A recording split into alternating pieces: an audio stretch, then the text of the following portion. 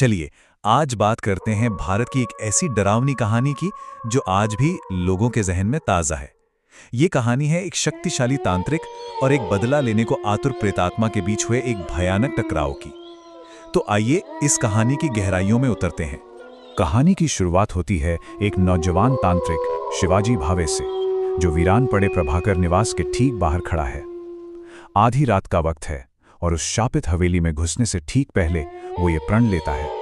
उसका इरादा तो बिल्कुल साफ है, लेकिन सवाल ये है कि क्या वो सच में उस खौफनाक ताकत का सामना करने के लिए तैयार है जो अंदर उसका इंतजार कर रही है। तो चलिए कहानी के पहले हिस्से में चलते हैं। यहीं से शुरू होती है वो पहली भयानक मुठभेड़ जो आगे होने वाली हर चीज की बुनियाद रखती है। जैसे ही शिवाजी हवेली में कदम रखता है ना, उसे एक अजीब सी, एक बहुत भारी नेगेटिव एनर्जी महसूस होती है। वहां एक मनहूस सन्नाटा पसरा हुआ है जिसे सिर्फ कमला की पायल और उसकी डरावनी हंसी की आवाजें ही तोड़ रही हैं। शिवाजी एक अंधेरे गलियारे में बढ़ रहा है और तभी उसे एहसास होता है कि कोई दूसरी तरफ से उसकी ओर आ रहा है। पायल की आवाज नजदीक और नजदीक आती जा रही है। वो समझ जाता है ये कमला है और अब छिपने की कोई जगह नहीं बची है। अब सवाल यह है कि शिकारी कौन है और शिकार कौन। और फिर वो उसके ठीक सामने आ खड़ी होती है। कमला का रूप अरे इतना भयानक कि देखकर ही किसी के रोंगटे खड़े हो जाएं। वो नफरत में इतनी अंधी है कि शिवाजी को जमींदार जयचंद्र समझ बैठती है, वही आदमी जिसने उसकी जान ली थी। हवा में ठंडे शब्द गूंजते हैं। बरसों हो गए इंसान का मांस खाए, मेरी भूख मिटा दे। और बस इतना कहते ही वो शिवाजी पर टूट पड़ती है। ये लड़ाई ज्यादा देर नहीं चलती। शिवाजी को जल्द ही समझ आ जाता है कि वो कमला की बेहिसाब ताकत के आगे टिक नहीं सकता। कमला उसे जमीन पर पटक देती है, अपने नाखूनों से उसका चेहरा नोच लेती है और उसे अपनी जान बचाने के लिए भागने पर मजबूर कर देती है। तो बुरी तरह हार कर और जख्मी हालत में शिवाजी अब उस प्रेतात्मा के बारे में जवाब ढूंढने निकलता है जिसे वो हरा नहीं पाया।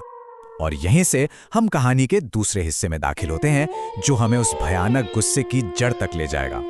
गंगा नदी के किनारे शिवाजी अपने गुरु के सामने बैठा है। देखिए, ये कोई मामूली हार नहीं थी। कमलान के खिलाफ ये उसकी तीसरी हार थी। और जब तक वो इस शक्तिशाली आत्मा को मुक्ति नहीं दिला देता, वो अघोरी मठ में अपनी जगह नहीं बना सकता था। मतलब दाव पर बहुत कुछ लगा था। और यहीं पर उसके गुरु उसे एक बहुत जरूरी बात बताते हैं। वो समझाते हैं कि सिर्फ ताकत या मंत्र काफी नहीं है।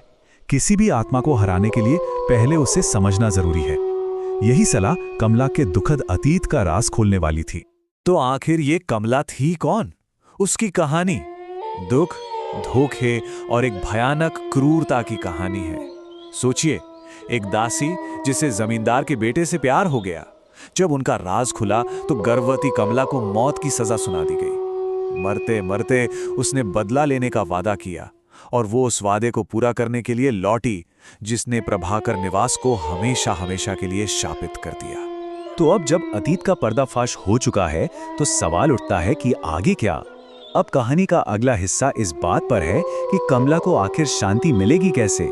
रास्ता अब साफ होने लगा है।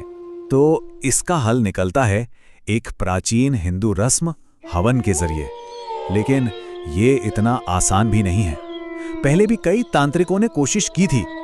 उन्होंने जरूरी पवित्र चीजें जमा तो कर ली, पर इससे पहले कि वो अनुष्ठान पूरा कर पाते, कमला ने उन सबको मार डाला।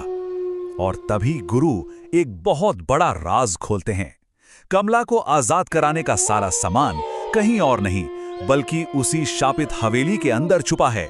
और किसी चमत्कार की तरह आंगन में हवन कुंड की पवित्र आग अब भी जल रही है। तो अब शिवाजी का मिशन बिल्कुल साफ है। उसे उसी घर में लौटना होगा जहां वो मरते मरते बचा था। उसे कमला की छिपाई हुई पवित्र चीजों को ढूंढना होगा और आखिर में उस अनुष्ठान को पूरा करना होगा जिसे कोई और पूरा नहीं कर पाया। तो अब पूरी जानकारी और एक पक्के प्लान के साथ शिवाजी प्रभाकर निवास लौटता है आखिरी लड़ाई के लिए। कहानी का क्लाइमैक्स अब शुरू होता है। अंदर घुसते ही कमला का खौफ फिर से शुरू हो जाता है। शिवाजी पागलों की तरह उन चीजों को ढूंढ रहा है और कमला उस पर हमला कर रही है, फर्नीचर को ही हथियार बना रही है। उसे एक पुरानी हनुमान चालीसा मिलती है, गंगा जल की एक बोतल मिलती है, लेकिन हर गुजरते पल के साथ खतरा बढ़ता जा रहा है। आखिरकार सारा सामान लेकर शिवाजी उस आंगन में पहुंच ही जाता है, जहां हवन कुंड अब भी धधक रहा है। वो अनुष्ठान शुरू करता है, मंत्रों का जाप करता है और सामग्री को आग में डालता है। हवेली के अंदर से कमला की गुस्से से भरी चीखें गूंज रही हैं। अब हम पहुंच चुके हैं कहानी के अंतिम पड़ाव पर, उस टकराव के सबसे शक्तिशाली और नाटकीय पलों की तरफ। मंत्रों की शक्ति इतनी बढ़ जाती है कि वो असहनीय हो जाती है, और तभी एक कमरे का दरवाजा धमाके से टूटकर खुलता है और कमला बाहर निकलती है।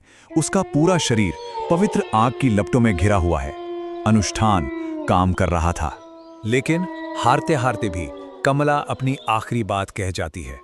ये एक वादा है या शायद एक श्राप जो हवा में गूंजता रहता है, भले ही उसकी आत्मा अब आजाद हो रही हो। और फिर एक तेज रोशनी के साथ वो गायब हो जाती है। उसका शरीर हवा में घुल जाता है और प्रभाकर निवास पर एक अजीब खौफनाक सन्नाटा छा जाता है। कमला की आत्मा को आखिर मुक्ति मिल ही गई। शिवाजी ने अपना प्रण पूरा कर दिया था। खून से लथपथ, थका हुआ वो उस मनहूस घर को हमेशा के लिए पीछे छोड़ अंधेरे में गुम हो जाता है। उसका काम अब पूरा हो चुका है और अघोरी मठ उसका इंतजार कर रहा है। शिवाजी की कहानी तो जीत पर खत्म होती है, लेकिन कमला के आखिरी शब्द एक बेचैन करने वाला सवाल छोड़ जाते हैं। अगर कोई प्रेतात्मा लौटने का वादा करे तो क्या वो सच में कभी जाती है? ये एक ऐसा सवाल है जो हमें सोचने पर मजबूर करता है कि क्या कुछ आत्माएं इतनी ताकतवर होती हैं कि मुक्ति भी उन्हें हमेशा के लिए रोक नहीं पाती।